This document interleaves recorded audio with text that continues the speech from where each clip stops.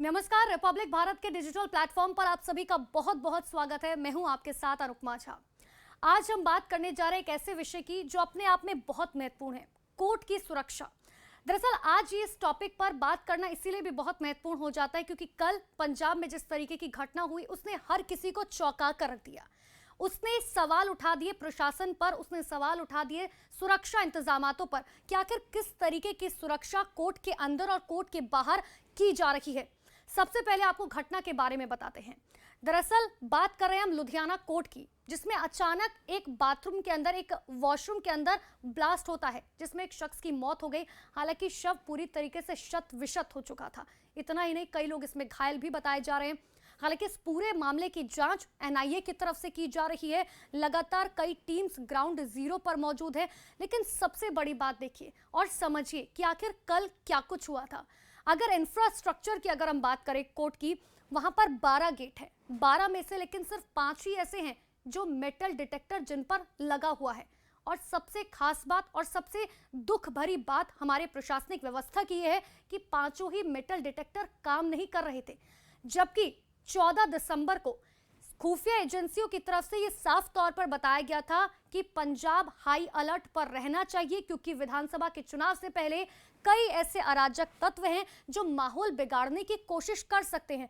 लगातार इस बात को लेकर एक लेटर जारी किया गया था। इसमें आईएसआई का जिक्र किया गया था। साथ ही यह बताया गया था कि ड्रोन के जरिए विस्फोटक भेजने की तैयारी लगातार पाकिस्तान की तरफ से की जा रही है। बावजूद इसके, समझिए, बावजूद इसके कोशिश पुलिस प्रशासन की तरफ से पुख्ता नहीं की गई ताकि ऐसे कोई भी अप्रिय घटना ना हो सके।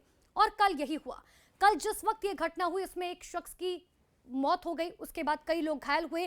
खुद सीएम चन्नी जो है घायलों से मुलाकात करने के लिए पहुंचे। पूरे मामले पर जमकर राजनीति हुई, ये भी हमने देखा। किस तरीके से कांग्रेस के प्रदेश अध्यक्ष नवजोत सिंह सिद्धू ने यह कह दिया कि देखिए गलती हमारी पुलिस प्रशासन की नहीं है, हमारी सरकार तो पूरी तरीके से पुख्ता इंतजाम करके बैठी थी, लेकिन सवाल उठा दिए खुफिया एजेंसियों पर।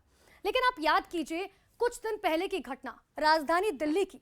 आपको याद होगा राजधानी दिल्ली के कोर्टरूम में 2 बार ऐसा हुआ कि हर कोई हैरान रह गया।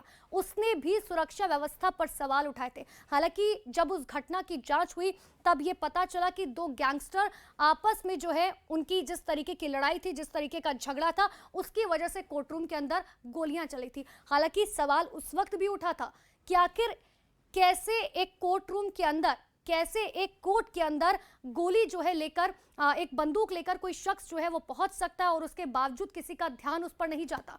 लेकिन आप ऐसे में समझिए ओवरऑल जो हम आपको ये घटना समझा रहे हैं, हालांकि इस पूरे मामले की जांच पड़ताल एनआईए की तरफ से की जा रही है। गृह मंत्रालय ने एश्योरेंस दे दिया है कि 48 घंटे के अंदर उन्हें रिपोर्ट चाहिए। लेकिन बार बार हम ये कह रहे हैं कि जिस तरीके से ये पूरा घटनाक्रम हुआ है उसने ये सवाल उठा दिया है कि क्या कोर्ट रूम की सुरक्षा की जिम्मेदारी आखिर किसकी है, और अगर किसी की जिम्मेदारी होती है तो आखिर ये जिम्मेदारी लेगा कौन। और इसी सवाल के साथ आपको छोड़ जाते हैं। आज के लिए सिर्फ इतना ही। कल फिर मिलेंगे किसी और नए विषय के साथ। नमस्कार।